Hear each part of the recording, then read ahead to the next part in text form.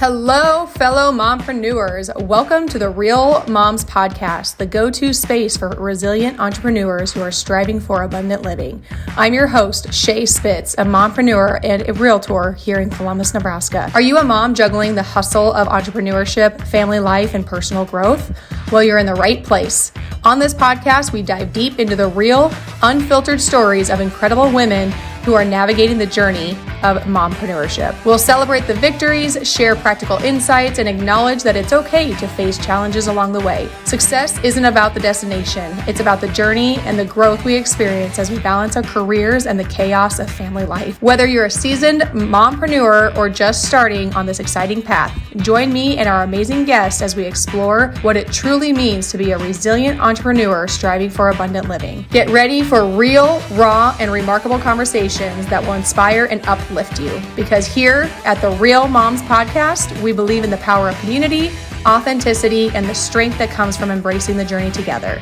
So grab your coffee, find a cozy spot, and let's dive into the world of mompreneurship. This is the Real Moms Podcast, where we celebrate the hustle, honor the struggle, and thrive as resilient entrepreneurs living abundantly.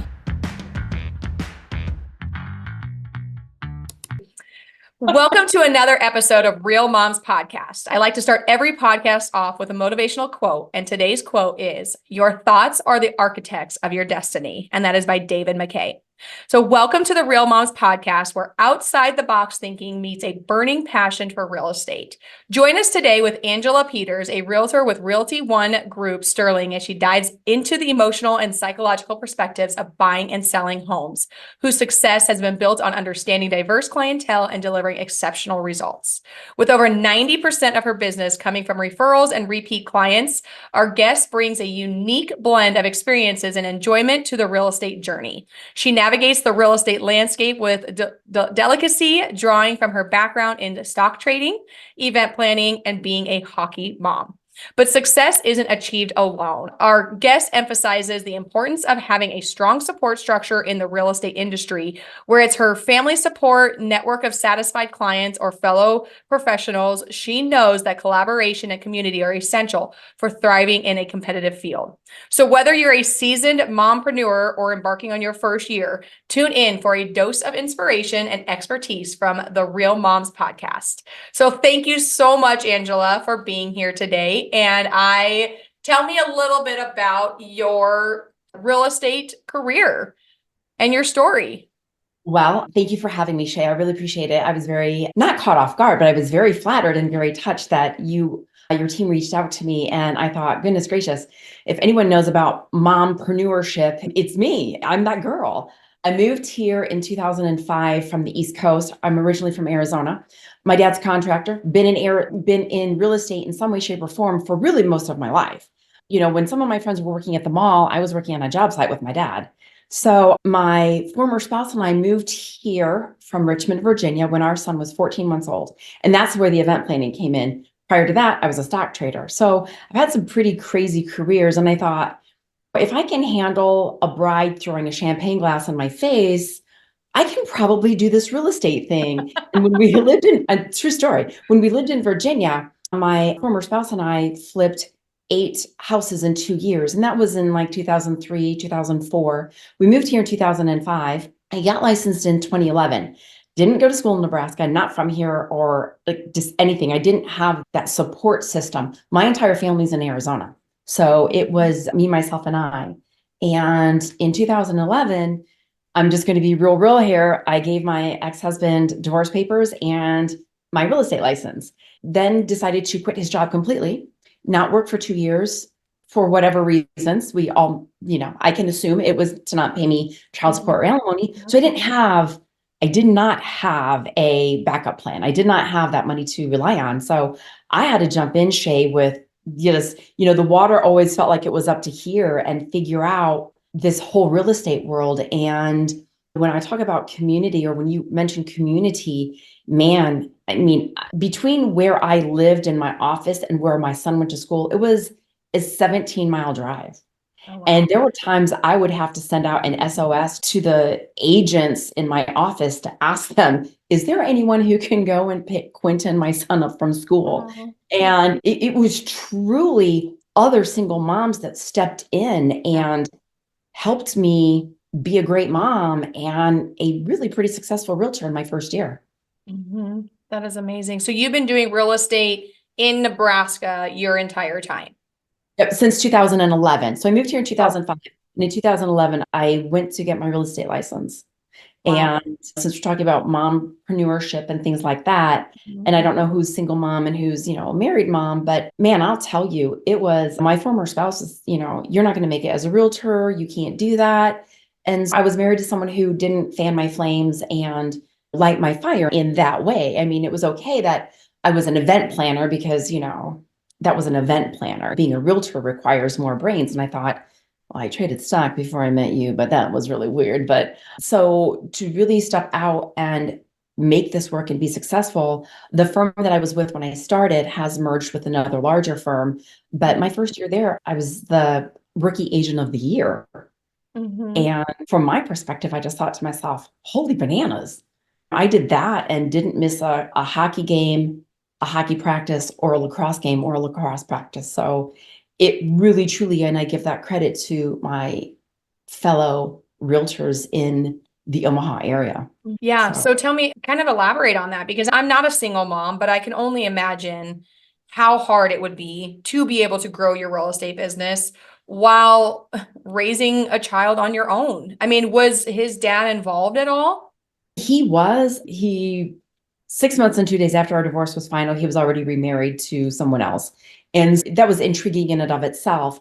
But to go back and answer your question, man, when I would get a call, in real estate, we like to think, oh, my clients only work with me. No, no, no. Clients work with people who get them the results that they're looking for. They're Mhm. loyal to results, not Mhm. you as a real estate agent. And Mhm. that's bottom line. Mhm. And I would say to my clients, Shay, if you called me up and said, hey, Angela, I want to go look at houses with you. Okay, great. Shay, I'm going to tell you, I'm a single mom.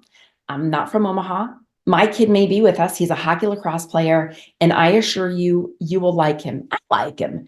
And I would always make certain that my son was part of those kind of things. Well, there would be times, and my son learned very quickly what I would look for because when I was studying for my real estate license, I hung out with a home inspector. I hung out with an appraiser and I hung out with a lender to learn about those different things that affect all of us as realtors, right? Mhm. And so Mhm. I learned, what does an appraiser look for? What does a home inspector look for? And, I know enough about mortgages to stay in my lane, but to also know enough about mortgages. Mhm. And Mhm. my clients wanted to write, this is a perfect example. My clients wanted to write on a house one day and we were talking about it and it was a vacant house. And my son said, Mom, come down here to the basement. And he was probably 9 and he had dropped a little truck or something and it went behind the hot water heater, and behind the hot water heater there was the drain and it was just pouring water into the drain, right? How crazy is that? And I would like to say, and here's the cool thing about when my kid comes along, he can see things that we can't see because he's shorter than we are. And Mhm. so he had to be incorporated into running my business. And I've never had, knock on wood, one person say anything unkind, rude, or disrespectful about me as a single mom because I was very upfront with my clients. And Mhm. you mentioned that 90% of my business comes from my referrals of my database. And I think it's because I like to say I'm the reals reals. What you see is what you get. I don't pull any punches. I say what I mean and I mean what I say. And I think people, particularly in this day and age, they appreciate that. Mhm. And for a minute, I was a little, I would say to my kid, you have to stay in the car. Don't bother mom. These are my clients. This is how mom makes a living. And I just thought to myself, why segregate him from that? Why not make him part of that Yeah. piece?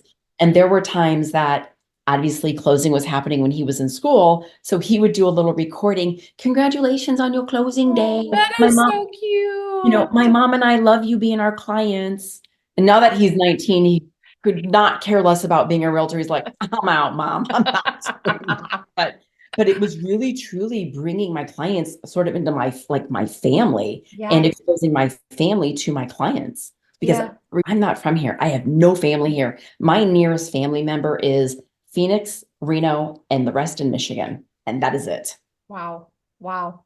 Yeah. And I think that makes it that makes a big difference, especially when you can set those expectations with your clients up front.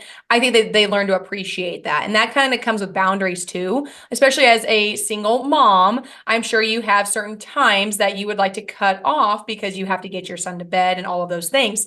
Now, I tried to cut off from like 6 to 8:30, and then when my kids go to bed, I can answer some questions. It not always, because I want to respect my clients' boundaries as well, but Right.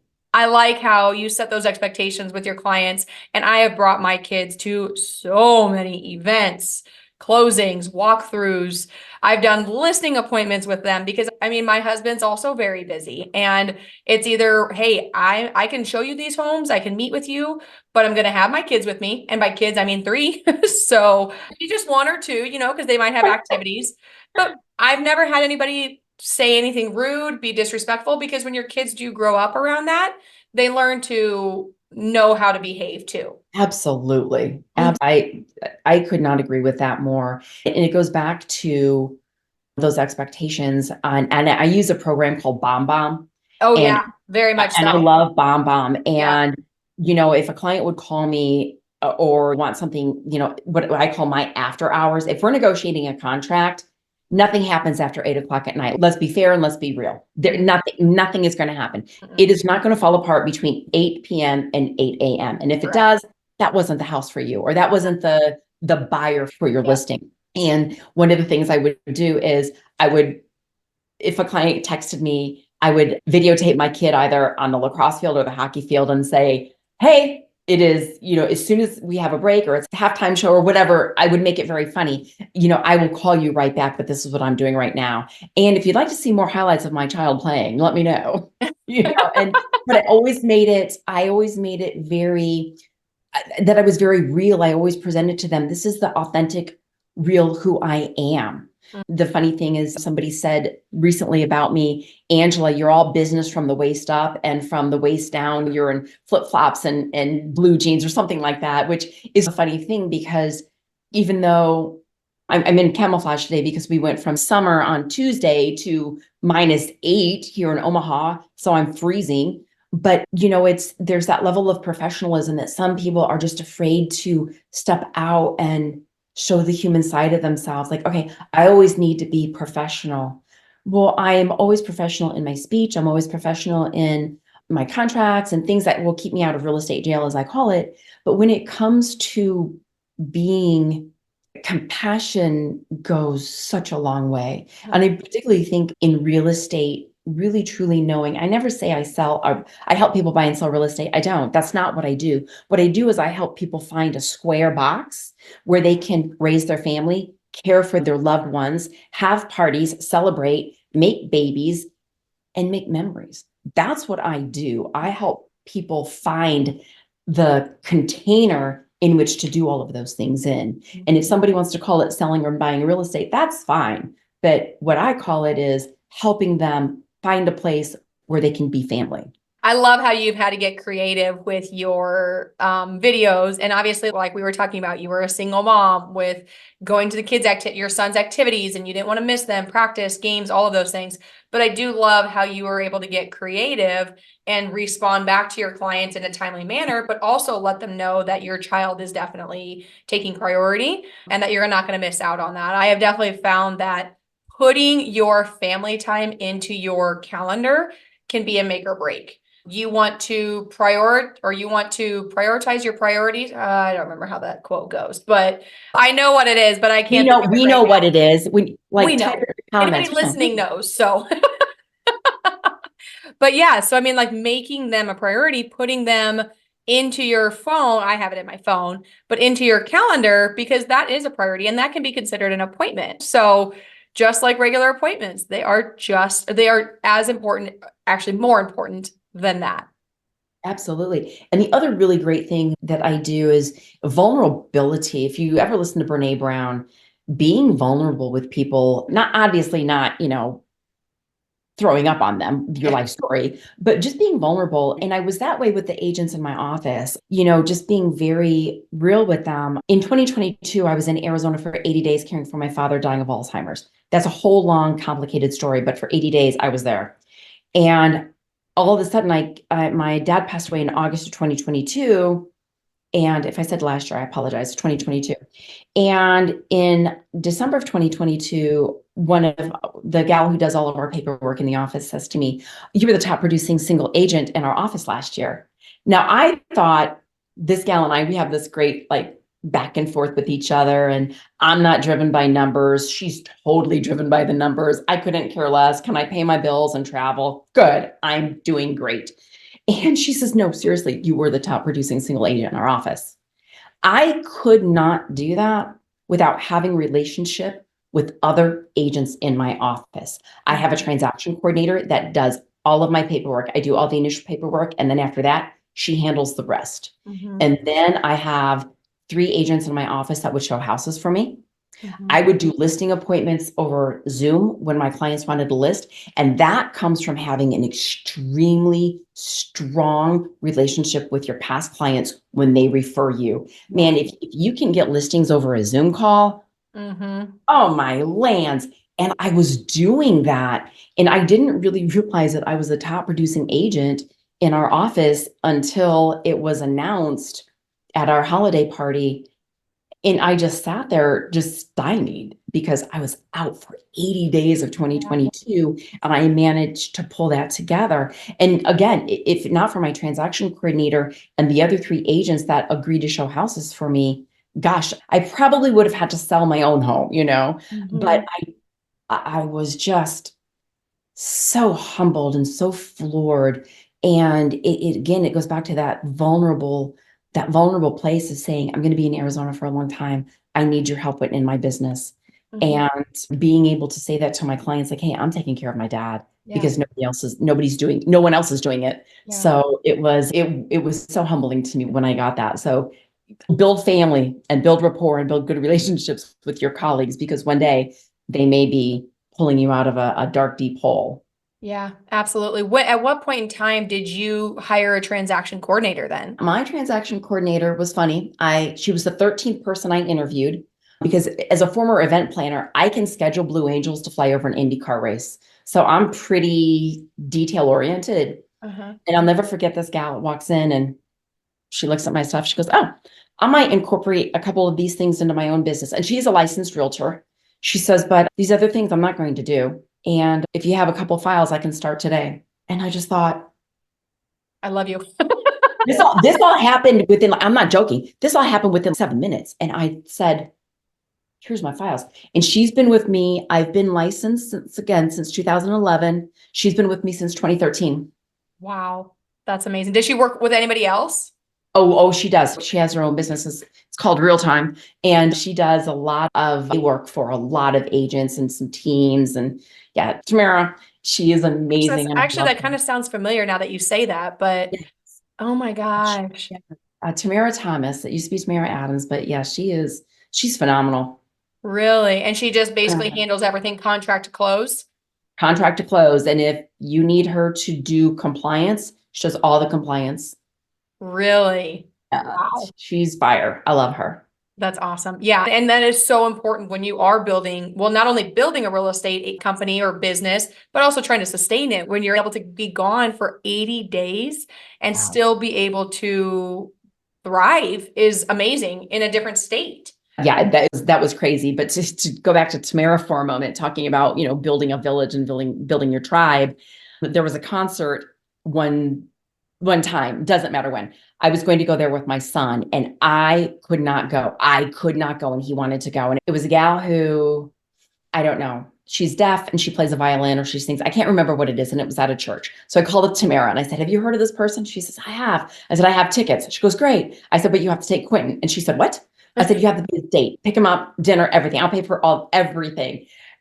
And she did it. Oh my gosh. And so How that is amazing. yes. And she's, to this day, she'll talk about it. Quentin talks about it. He's 19 now. And she says, "Yeah, I mean, I was engaged to be married, but, Angela's son is not too bad. He opened up the doors." And so it was really very funny. And Oh, so, that is amazing. yeah. And that is really just truly building that family of choice. Yeah. And the culture. I think culture is a make or break in any business, not just real estate, but every business. It's not always about the money. It's not always about the benefits and all of that, but it's the culture. Like if you truly feel like you belong to a family, it can be just a make or break.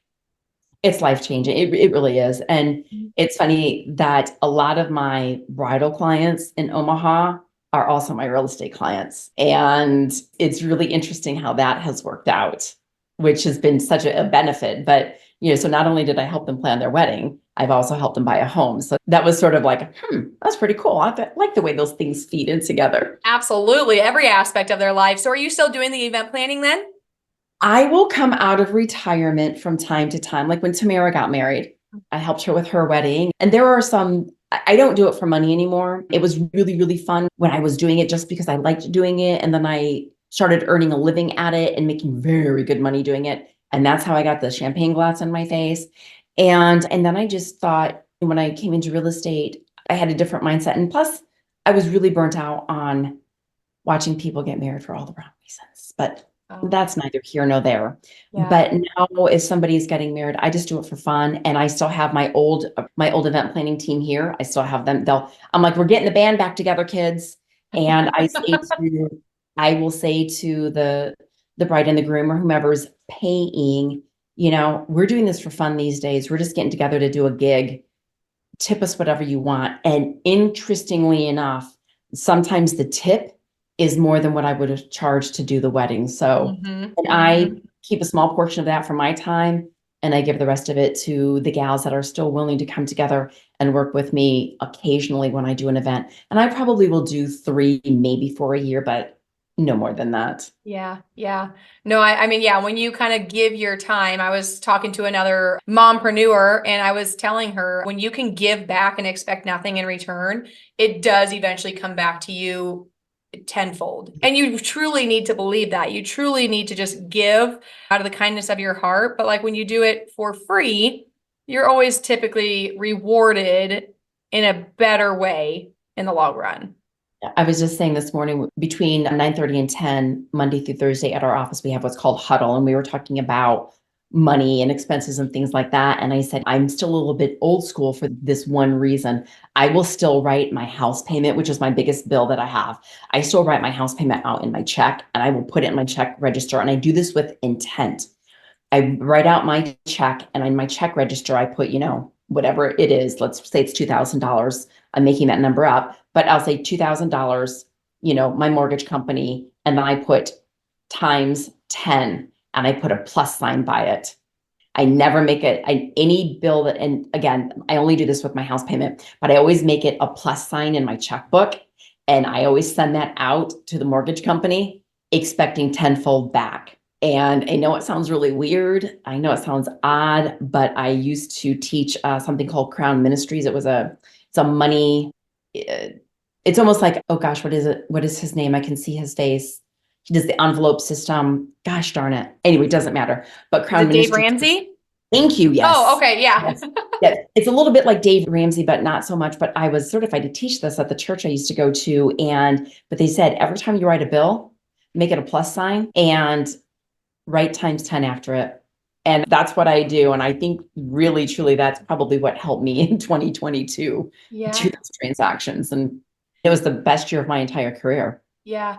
Yeah. So it's basically manifesting what it is that you want and really focusing and writing it down and staying on top of it. Because one thing that I do is I write down my goals every morning and every night. And then I also have affirmations that I write down. So it's just refreshing my memory. And I'm not going to lie, I'm not perfect at it, but that is my goal. None of us are. Yeah, my goal is to write down my goals twice a day. I don't always hit that goal, but when you can keep that at the forefront of your mind, you're looking for opportunities versus seeing obstacles, because we are all going to have obstacles.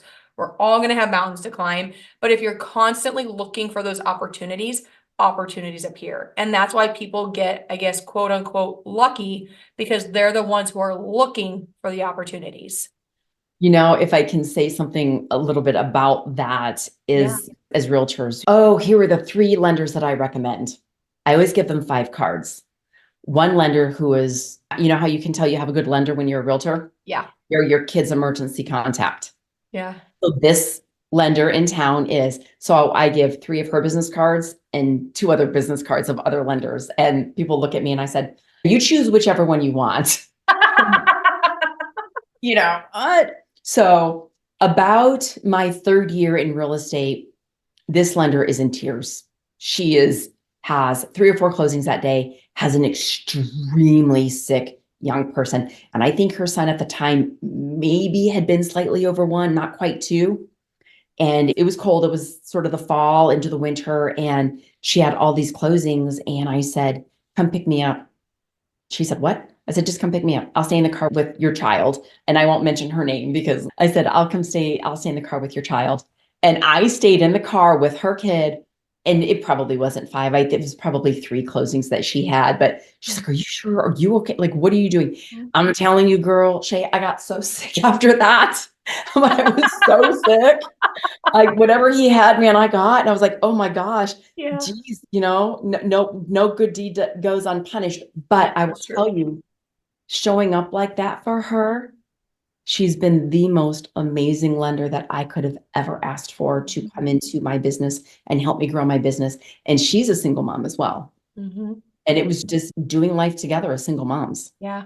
Yeah. So, And creating that sense of community. I mean, this doesn't need to be just realtors, So I have a Real Moms community that I started about 6 months ago here in the Columbus area. So it's resilient entrepreneurs striving for abundant living, which is what R.E.A.L stands for. And so it's not specific to real estate agents. And so like we have a lender, we have an insurance agent, we have a daycare owner, we have a health and wellness lady who just joined, which we're super excited about. And we've met with CPAs and attorneys and coaches and motivational speakers, so we do all these different things because it's so important to have that community. I want to see women succeed. I want to see, I don't know if I'm becoming a little bit more of a feminist, but I want to see women rule the world. Because I think there's so many badass women out there and absolutely. we need to know about it. I mean, men are great. They are very good at everything that they do, but I think there's just so many more badass women out there and I want to bring that to light. I really do. There's that poem that like everything you give a woman, it multiplies. Like if you give a woman a seed, she Oh, yes. multiplies it into a child. I don't know how that whole thing goes, but there's all these Yes. things that it does. And it is so true when you say that, because when I was trading stock, I mean, that is male dominated. And I was doing this in the late 80s, early 90s. Wow. So if you saw Wolf of Wall Street, I was around that world. And I will tell you something, it was hard, it was brutal, but I also was able to fit in because of my dad. And my dad would say to me, you don't need to fit in, you don't need to talk or act like them, but just understand and you will do well. And once I understood that, and then I started meeting other like-minded women who wanted to not take anything from a man at all, but wanted to be amazing in our own right and amazing in doing what we do. That is amazing. And that is being entrepreneurial or owning businesses or just making a difference in economic ways, particularly making as much, if not more money than men in doing certain things. And I think that's incredible what you're doing out there in Columbus. I like that. I'm going to have to talk more about that offline with you. That's amazing. Absolutely. I love your acronym for REAL. That's powerful. Yeah, It's thank so you. Well, powerful. obviously I'm going to invite you to it. So whether you want to participate in person, I'm also going to try to get it to where people can join virtually. It's still kind of fresh. So yeah. Listen, the ground floor of anything, as long as it's going up, doesn't matter if it gets to second floor or 75th floor, as long as there's movement and there's growth, let's do it. You know what? How does it go? If you're not growing, you're dying. Yeah, exactly. Exactly. Yeah. So we'll talk more about that, but I will get you invited to it because it is fun. It's an amazing group of women. We meet every other Tuesday and we met yesterday. And I mean, you kind of forget, like you get busy and you're like, gosh, darn it. Like, should I attend this? Should I go to it? And you're like, okay, well, I'm going to go. I have it in my calendar. I'm going to do it. And then when you're there, you're like, now I know why we're doing this. Now I know you just build that relationship with other women and you can understand what they're going through or what they've been through. And having that empathy, and then also helping them scale their business and find other ways to be able to grow Oh, personally and in business. absolutely. Yeah, I just hired a coach a month ago and we meet every Tuesday. And I've already seen, and again, I've been doing what I do for this is my 13th year, but I went and hired a coach and we are breaking everything down back to the basics and bringing it forward. And even though, 2022, I had a great year, 2023, I had an okay year, but I want to have a stellar year in 2024. And I just went back to the basics. And I do believe in my heart of hearts that when you have a coach, you're investing in yourself. Doesn't, and I don't want to say it doesn't matter how much money it is, because obviously there's a point, but when you have a coach, not a cheerleader, a coach, do different things, and people confuse them all of the time. But somebody who's holding you accountable to making my 35 phone calls every day, writing my 25 notes every day, going to see 5 of my clients every day, or actually it's 3 of my clients every day, but someone holding you accountable, because when you are an entrepreneur, particularly as a mom, you have so many other things that go on in your mind that I just think having that one person that says to you, "Oh, you didn't make your phone calls? Why not? Oh, you were busy? Yeah, we're all busy. Come on, get those phone calls done. Yeah. Here was your goals. Let me remind you of your goals. That's what you wanted to do. So yeah, we're going to have to get that done. Or you can just send me more money and I'll take your money." Right. But I can't make you do the work. I can guide you to do the work, but you need to do the work. And so I think particularly what helped me, particularly when I was event planning, is, you know, reaching out to other event planners and saying, "Okay, how did you do this?" Or how did you, I have no idea how to get these Blue Angels to fly over this IndyCar race and I need a little bit of help. I mean, that was the big one, but just having someone who cares about your success almost as much as you do, even though you're paying them to care about it. I think having a coach is really important. It's very important. I hired a coach. So I had a coach when I first started. I've had mentors. Like I was paying for a coach, and now I started paying for more expensive coach, a much more expensive coach. But 2023 ended up being my best year yet. And I do put that onto him a lot. And I find myself, I actually went through a mental breakdown last year, and I truly call it a mental breakdown. You talk to my husband, he tries not to say that, but that's exactly what it was. It was the weirdest thing. I lost like 12 pounds within a matter of 2 weeks. It was the weirdest thing I had ever experienced. I was sleeping like an hour and a half a night. I loved the weight that I got to, but not in that way. My clothes were just falling off of me, falling off. And I was trying to, it was I don't even know how to explain it. It was the worst thing I'd ever been through mentally. I don't know. But I had my coach at the time and everything was going through my mind. I needed to let him go because, change. I had just been through some changes, but it ended up being, it started off as one of the worst years that I was going to be doing transaction wise. And it ended up being by far the best in volume.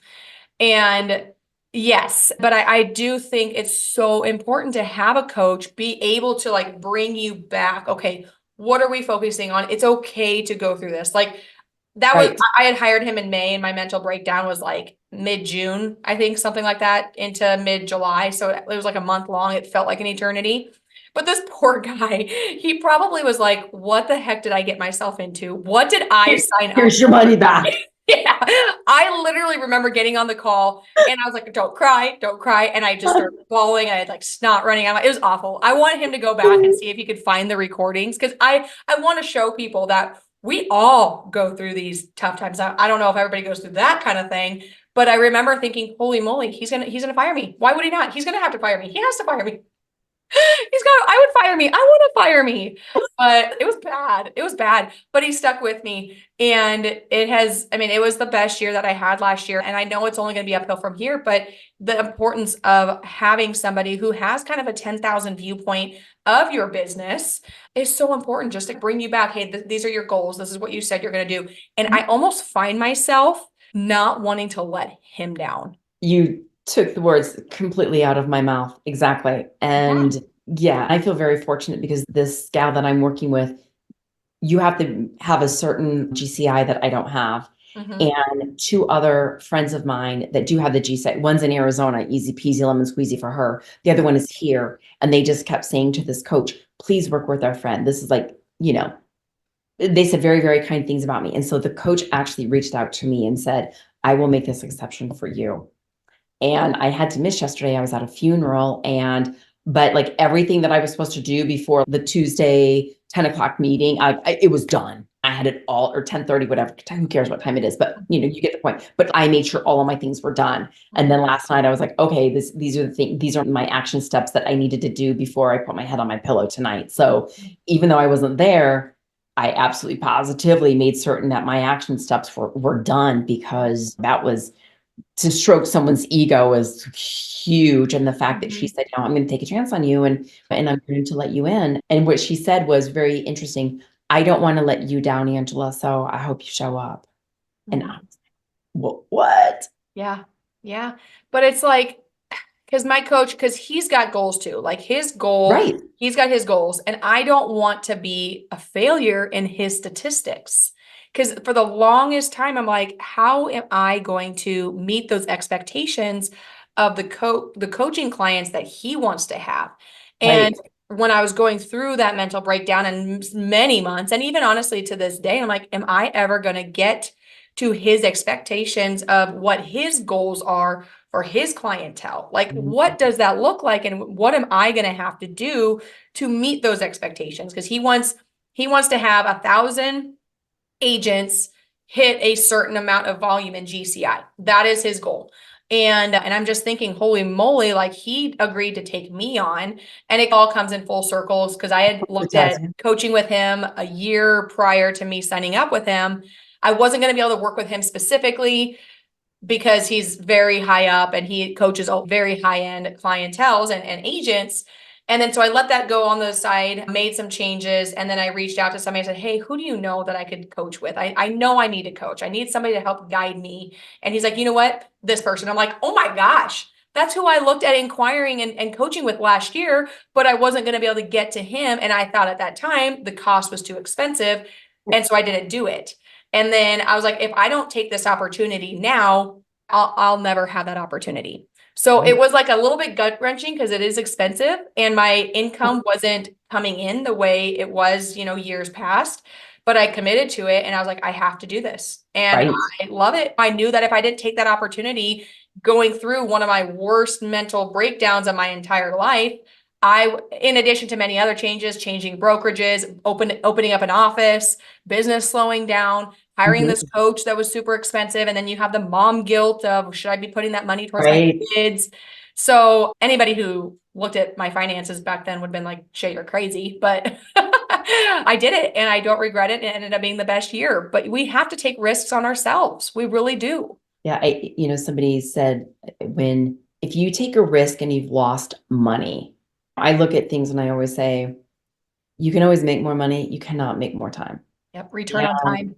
And if you look at what you invested your money in as, I lost money on that, you need to change your perspective on things, because even if you've lost money, did you lose your life? No. Okay, good. Then you're still on the plus side of things. And I think when people say, oh, I can't, it's a waste of money. I know that this might sound like a little harsh, then you might not be pursuing the right goals.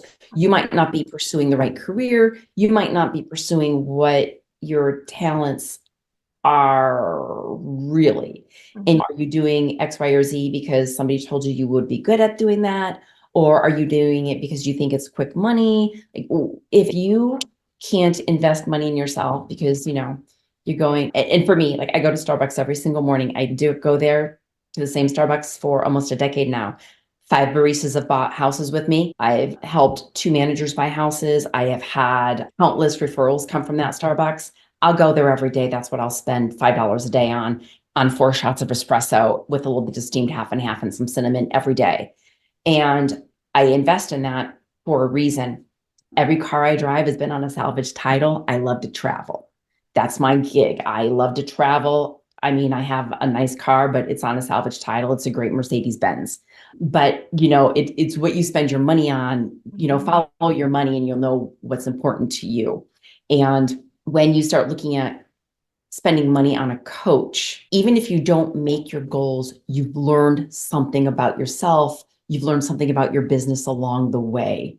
And I believe that when you do have a coach, you are investing in yourself. It's like taking your vitamins every day or eating a good, healthy, balanced diet or going to the gym. You're doing it for you. Yeah. And that ripple effect goes out to your family or your transaction coordinator and all the other people in your life that the people in your life are impacted, I believe, when you do have a coach who's trying to help you get to your financial goals. And I've just found that with this coach that I hired is that I'm getting up every morning and going to the gym where I used to get up every morning and hit the snooze. But I've been going to the gym every day. And I don't know. I look at paying this money to this coach as having a ripple effect throughout my entire life. Yeah. I didn't eat that piece of cheesecake last night. I really wanted it, but I didn't eat it because I'm going to get up at 5:30 in the morning and go to the gym because that's one of the things I committed to in my coaching. And it's interesting because I think people look at a return as materialistic things versus the internal of ourselves. And one thing that Jim Rohn always says is work harder on yourself than you do at your job. If you work I on love Jim Rohn. or if you, oh my gosh, I love him. I wish I would have met him or could have met him. But no, see, I'm old enough to have been to 3 of his. I've seen him 3 times live. oh my gosh, I am so envious. Yes. I mean, it is because I'm telling you, it was like drinking water from a fire hose. oh my gosh. Yeah, I can only imagine. I love, love, love listening to his quotes and his speeches. I obviously haven't listened to a full thing, but I mean, he says, work harder on yourself than you do at your job. Or if you work on your job, you can be rich. But if you work on yourself, you can be wealthy or something along those lines. Yeah, I am not good at those quotes. I know. We get it. We get it. We know what we're talking about. We know what we mean. And I think that's where so many people fail is they're so driven by materialistic things, thinking that's what's going to make them happy or that's what's going to be quote unquote successful. But if you just focus on yourself and you start putting that investment into you, like hiring a coach, it can be a make or break for you in every aspect of your life. Oh, absolutely. Absolutely. Yes, I have truly appreciate that. Well, Angela, is there anything else that you have going on that you want to share or kind of talk about at all? I believe in my heart of hearts that if there was something else, we could probably get together and do this again. But I also believe that I think we've covered a lot of like crazy fun rabbit hole topics, which makes me really happy because that's how I operate. Like, if I have 17 conversations going on at once, I'm so happy. But, I just think that when you're a mom and you're an entrepreneur, I've worked for myself since 1999 for a reason. I've always reinvented myself. I've always made things happen. And like when you fail at something, Edison said, I didn't fail at making a light bulb. I just found 10,000 ways not to do it. Again, that's one of those quotes that we have no idea what was really said, but we get the gist of it. Yeah. And to be vulnerable and just to reach out to people who do more GCI than you. They sell more units than you. They do short sales. You don't know how to do them or, I'm specifically talking about real estate, but if there's something you want to learn how to do, man, reach out to another woman. Reach out to another woman and ask for their help. Mentor a great gal in my office. She's 23 years old. And it's funny because when we go on our conferences for our brokerage, she calls me her travel mom and I call her my travel daughter. And she's young and not had kids and she's thin and, doing shots and whatever she's doing. But she's so fun. And there are a couple of other women in our office who are like, you can just tell by the face that they make. And I just think to myself, I want to learn everything this young person knows about social media. She wants to learn everything I know about real estate.